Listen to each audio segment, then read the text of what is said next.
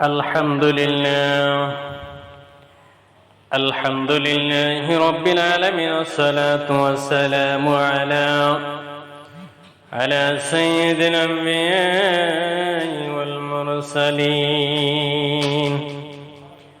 وعلى آله وأصحابه أجمعين।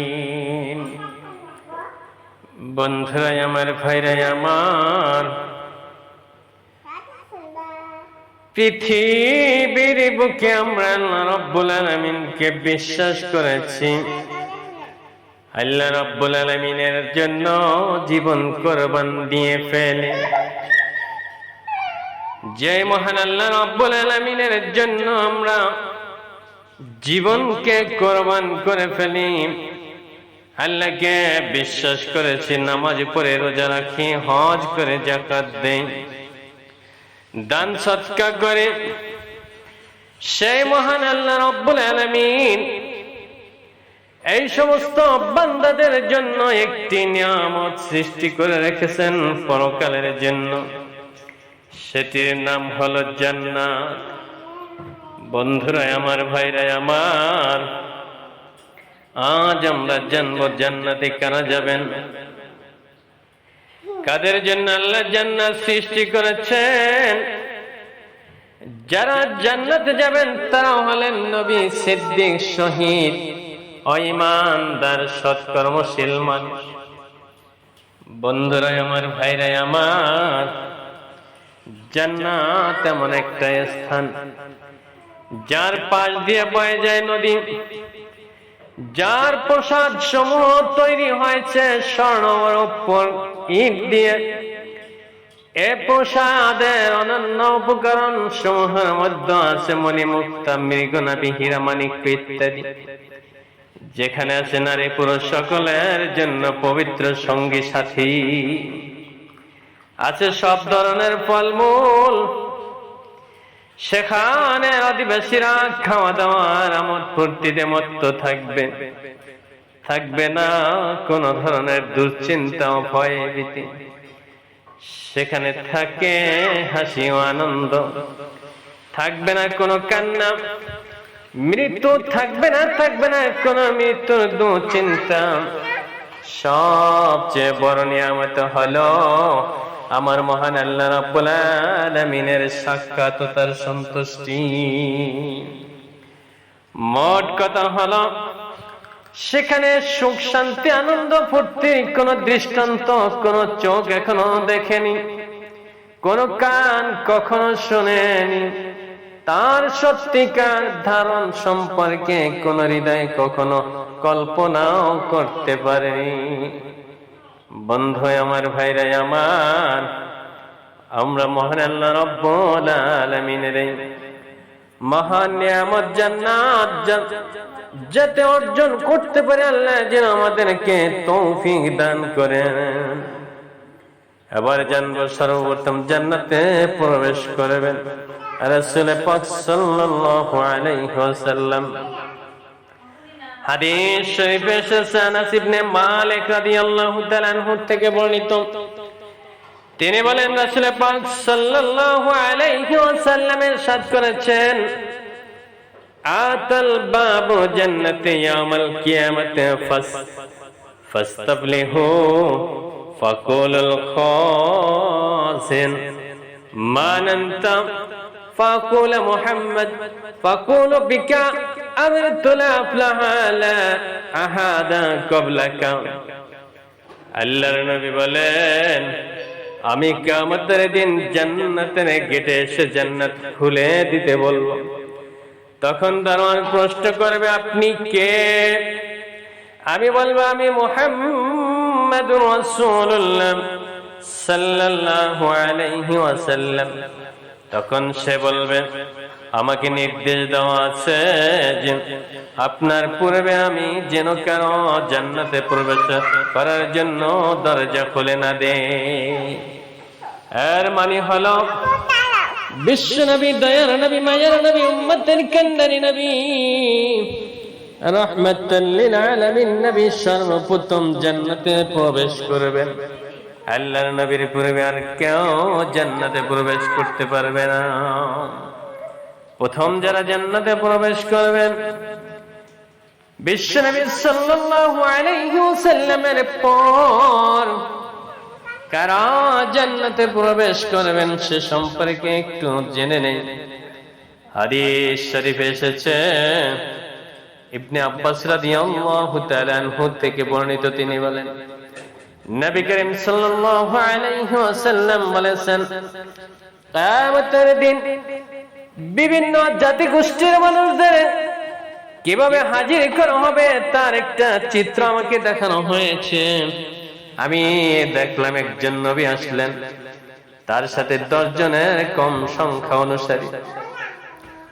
আরেকজন নবী আসলেন, তার সাথে 1 জন বা 2 জন অনুসারী। আবার একজন নবী আসলেন, তার সাথে কোনো অনুসারী নেই।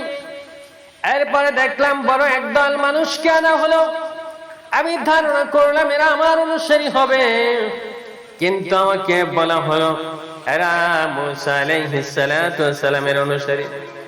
আমাকে বলা হলো আপনি অন্য প্রান্তে তাকান। আমি তাকালাম, দেখলাম বিশাল একদল মানুষ। আমাকে বলা হলো এবার অন্য প্রান্তে তাকান। আমি তাকালাম, দেখলাম সেখানেও বিশাল একদল মানুষ। আমাকে বলা হলো এরা সকলে আপনার অনুসারী এবং তাদের মধ্যে 70,000 মানুষ এমন আছে যারা কোনো হিসাব নিকাশ ও শাস্তি ব্যতীত জান্নাতে প্রবেশ করবে। এই কথাগুলো বলার পর রাসূল পাক সাল্লাল্লাহু আলাইহি ওয়াসাল্লাম উঠে তার ঘরে গেলেন। উপস্থিত লোকজনের সকল লোক কারা হবে নিয়ে বিতর্ক জুড়ে দিল। কেহ কেউ বললে তারা হবে ওই সকল মানুষ যারা রাসূল পাক সাল্লাল্লাহু আলাইহি ওয়াসাল্লামের সাহচর্য লাভ করেছে। কেহ বলল তারা হবে ওই সকল মানুষ যারা ইসলাম নিয়ে জন্মগ্রহণ করেছে আর কোনদিন শিরক করেনি। আবার অনেকে অন্য কথা বলল। ইতিমধ্যে রাসূল পাক সাল্লাল্লাহু আলাইহি ওয়াসাল্লাম আবার তাদের কাছে চলে আসলেন, বললেন তোমরা কি নিয়ে বিতর্ক করেছিলেন? তখন তারা বলল ওই সকল লোক হবে কারা, এ বিষয়ে আমরা আলোচনা করছিলাম। যারা বিনা হিসাবে জান্নাতে চলে যাবে তাদের বিষয়ে আমরা পরস্পর আলোচনা করেছিলাম। তখন রাসূল পাক সাল্লাল্লাহু আলাইহি ওয়াসাল্লাম বললেন ওই সকল লোক হলো তারা রাদিয়াল্লাহু আনহু, যারা ঝাড়ফুঁক করে না, ঝাড়ফুঁক করতে যায় না, যারা কুলক্ষণ শুভ লক্ষণ বিশ্বাস করে না, আর শুধু তাদের প্রতিপালকের উপর বিশ্বাস তাওয়াক্কুল করে।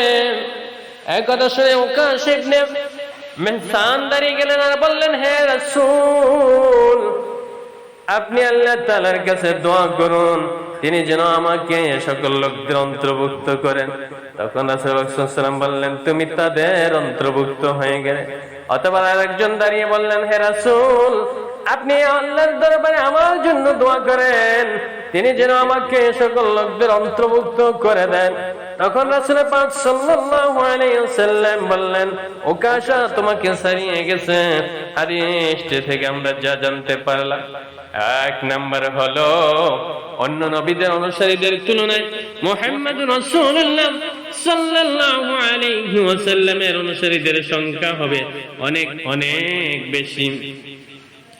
2 নাম্বার মুহাম্মদ সাল্লাল্লাহু আলাইহি ওয়াসাল্লামের অনুসারীদের মধ্যে 70,000 মানুষ বিনা হিসাবে কোন শাস্তি ব্যতীত জান্নাতে প্রবেশ করবে। 3 নম্বরে শরীয়ত অনুমোদিত ঝাড়ফুঁক বৈধ, আর যে সকল ঝাড়ফুঁক শরীয়ত অনুমোদন করে না তা নিষিদ্ধ। বৈধ ঝাড়ফুঁক করা বা করানো তাওয়াক্কুলের পরিপন্থী নয়, তবে এগুলো পরিহার করে সম্পূর্ণভাবে আল্লাহর উপর নির্ভর করা ভালো। তাওয়াক্কুলের একটি শীর্ষস্থান, যারা এই শীর্ষস্থান অধিকারী হতে পারবে তারা বিনা হিসাবে জান্নাত লাভের সৌভাগ্য করবে। 4 নম্বর হলো কোনো কিছু দেখে বা কোনো কিছু করে তার মাধ্যমে শুভ অশুভ নির্ণয় করা জায়েজ নয়। 5 নম্বর হলো কোরআন বা হাদিসের কোনো বিষয় নিয়ে বিতর্ক বা আলোচনা করা কোনো দোষের কিছু নয়। সাহাবীগণ যখন ভাগ্যবান মানুষগুলো কারা হবেন এ বিষয় নিয়ে বিতর্ক করেছিলেন। তখন রাসূল পাক সাল্লাল্লাহু আলাইহি ওয়াসাল্লাম তাদের নিষেধ করেননি বা বিতর্ক করা ঠিক নয় বলে কোনো মন্তব্য করেননি। 6 নম্বর হলো রাসূল পাক সাল্লাল্লাহু আলাইহি ওয়াসাল্লাম সব ব্যাপারে মানুষের মতামত প্রকাশের স্বাধীনতা প্রবর্তন করেছেন। তার সমকালে কোন রাজা, বাদশা বা ধর্মীয় নেতারা তাদের লোকদের এভাবে মতামত প্রকাশের স্বাধীনতা দেননি। কারো মতামত ভুল হলেও তিনি তা প্রকাশ করার জন্য উৎসাহ দিতেন, কাউকে মতামত প্রকাশে বাধা প্রদান করেননি। 7 নম্বরে হলো কোন বিষয়ে রাসূল পাক সাল্লাল্লাহু আলাইহি ওয়াসাল্লাম দোয়া করতে বলে শরীয়ত অনুমোদিত কাজে বলে স্বীকৃত ছিল যতদিন রাসূল পাক সাল্লাল্লাহু আলাইহি ওয়াসাল্লাম জীবিত ছিলেন। যেমন আমরা হাদিসে দেখলাম রাসূল পাক সাল্লাল্লাহু আলাইহি ওয়াসাল্লামের কাছে ওয়াক্কা ওয়াশা রাদিয়াল্লাহু আনহু দোয়া করেছেন। এমনি ভাবে জীবিত কোন আলিম বা বুজুর্গ ব্যক্তির কাছে যে কোনো ব্যাপারে দোয়া চাওয়া যায়, কিন্তু কোন মৃত্যু নবী বা ওলির কাছে কোনো ব্যাপারে দোয়া চাওয়া যায় না। 8 নম্বর হলো এই হাদিসটি আমাদের সকলের যথাযথভাবে আল্লাহ ও তার রাসূলের উপরে তাওয়াক্কুল করা, তাওয়াক্কুলের শীর্ষে পৌঁছে দেওয়ার জন্য উৎসাহ দিচ্ছে। সর্বোপরি বলা যায় রাসূল পাক সাল্লাল্লাহু আলাইহি ওয়াসাল্লাম তিনি বলেছেন বিনা হিসাবে 70,000 লোক জান্নাতে প্রবেশ করবেন।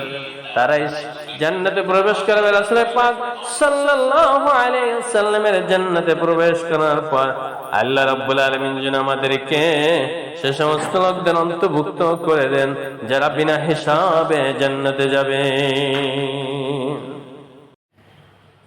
আলহামদুলিল্লাহ আলহামদুলিল্লাহি